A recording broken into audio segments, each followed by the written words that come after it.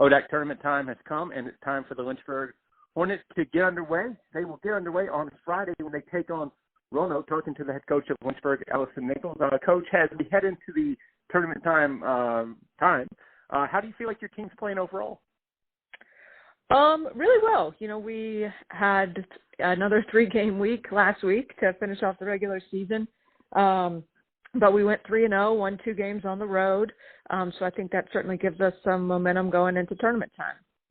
When you look at the records and everything, you won on the final day of the season against Wesleyan. I think some people may have expected a bigger margin just because they're the bottom of the barrel right now in the league. But talk about a road win's a road win, in my opinion.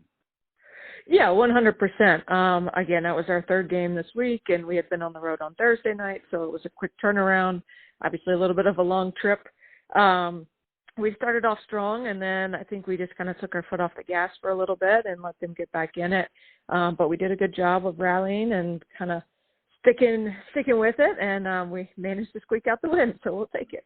Before we talk about the matchup with Roanoke, you and I are kind of the same ilk in terms of when we went to high school and everything. AAU maybe was not as and travel ball was not as maybe big as it is now, where kids are playing tons of games. Back then, a few kids played tons of games, but now it seems like a lot of people are playing tons of games. Is 3 games a week a big deal as much as maybe it used to be, in your opinion?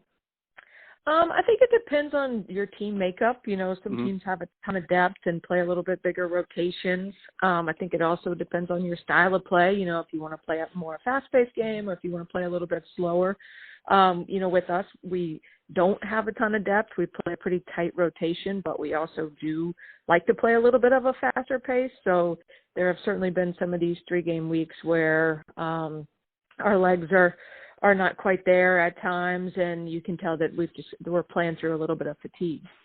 Not asking for specifics, but in general, when a team has a busy 3-game week, even a 4 in some cases, what does practice look like on those off days, or are they truly 100% I don't want to see you off days?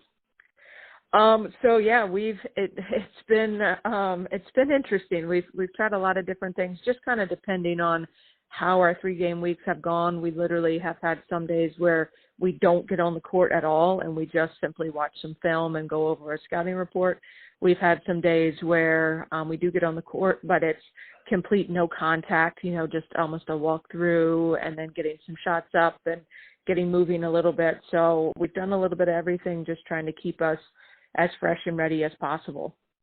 All right, Roanoke. What can you tell me about Roanoke at the matchup for you guys Friday?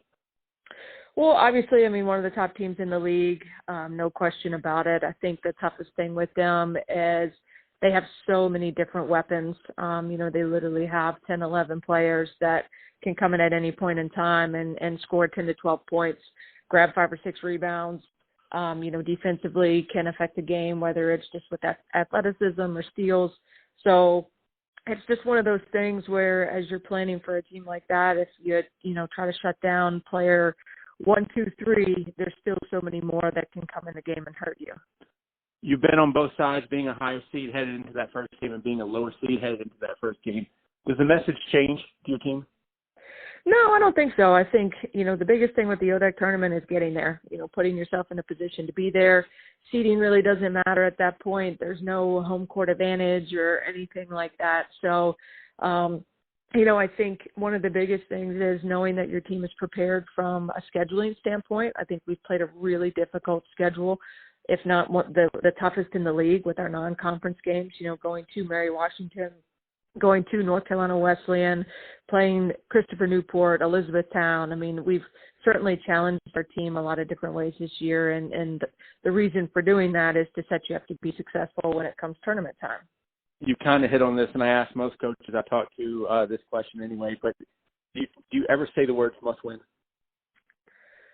I don't think so. I don't think you put all your eggs in a basket for any game during the regular season, but obviously at this point in the year, it's one or done, so the mindset is there of that there is no tomorrow if you don't get it done on that given day. Did Warner in high school or any of your college coaches use the must-win terminology to you? I don't think so. Not that I recall. Maybe they did, but obviously as a competitor and as a player, you have a little extra edge for certain games and certain matchups and things like that, or maybe a little bit more of a sense of urgency for certain games throughout the year. But tournament time is like, it's obviously everything is a must win. Did you feel the internal pressure when you were a player?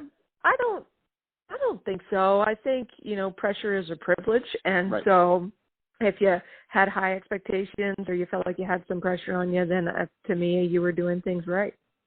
Well, and there's going to be a couple teams that would love to have the pressure Fridays that aren't going to have it. So like you just said, pressure is most certainly a privilege. Let's talk about some of the other teams in the ODAC. We'll just get some quick thoughts from you. Mention teams, players, whatever you want to do. And we'll start at the top with Washington Lee. Thoughts on the WNO? Yeah, well, we only played them once this year, so we hadn't seen them a ton, but obviously they're a team that when they can get off from the three-point line, they can certainly be really, really tough to defend. But they've got some size. They can beat you on the boards. They can beat you in the paint a little bit as well. So, they have a good bit of depth. They have a lot of weapons. So, they're definitely a team that can get hot and really score a lot of points for sure. Macon. We did have the luxury of playing Macon twice this year, so we lost at their place and then beat them here at our place.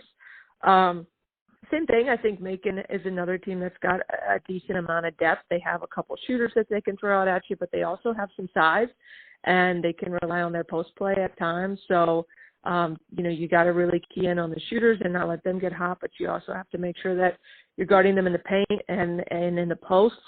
They're a really good offensive rebounding team, so you got to keep them off the boards and not give them any of those second chance opportunities. We kind of touched on it earlier, but Roanoke, what makes Roanoke so tough? Again, I think it's completely their depth. I mean, they just have so many different weapons that can come in and score at any time. Someone that maybe has only been in the game 4 or 5 minutes all of a sudden can drop 6 or 7 points. And that kind of stuff makes a big difference in, especially games down the road where a lot of games are lower scoring or kind of a defensive battle. When you just have so many options that can put the ball in the basket, it really takes a lot of pressure off of you. Shenandoah. Shenandoah, again, kind of has a little bit of everything, and they have an excellent point guard that really runs the show for them and defends really well. Shenandoah is always going to be an excellent defensive team. They're going to be very prepared and try to take you out of, what you do well, whether that's transition points or paint points or whatever it may be. They've got some great size. They're very physical. So they've got a lot of different ways that they can beat you. But, again, they really rely on their defense, and they're not going to make a lot of mistakes on that end of the floor. Randolph. Again, it feels like forever ago. We only played Randolph once, and it was way back in the first semester. So we really haven't seen them a ton. But, I think they've done a good job of defensively. They've kind of settled into being a zone team, and their zone has really given some teams a lot of trouble. I think they've got some athleticism. They've got some size. I know they have had some success of beating people on the offensive boards and, getting multiple chances to score. So, they're a team that's going to dare you to beat them from the outside. And if you're not hitting shots, you got to find other ways to score against that zone. Real quick before we talk about the teams that are playing in the first round games, Randolph, you obviously coached there as well. How tough of a place is that to coach / recruit / build something, which is what you're trying to do at Lynchburg? Well, I certainly think, the renovations and everything to the gym and that facility are awesome. I mean, that was, one of your biggest downfalls is you're trying to bring in high caliber players, and, players want a nice place to play. And I think what they've done with that building and that facility has really helped, I'm sure, from a recruiting standpoint. And I think we all know good coach or not good coach, it's the players that win the game. So you got to be able to get some good players in there, and you got to be able to, build with certain pieces. And I think they're doing a great job of that right now. Well, Coach, as always, we appreciate it, and we'll talk to you down the road. All right. Sounds great. Thanks, Bob.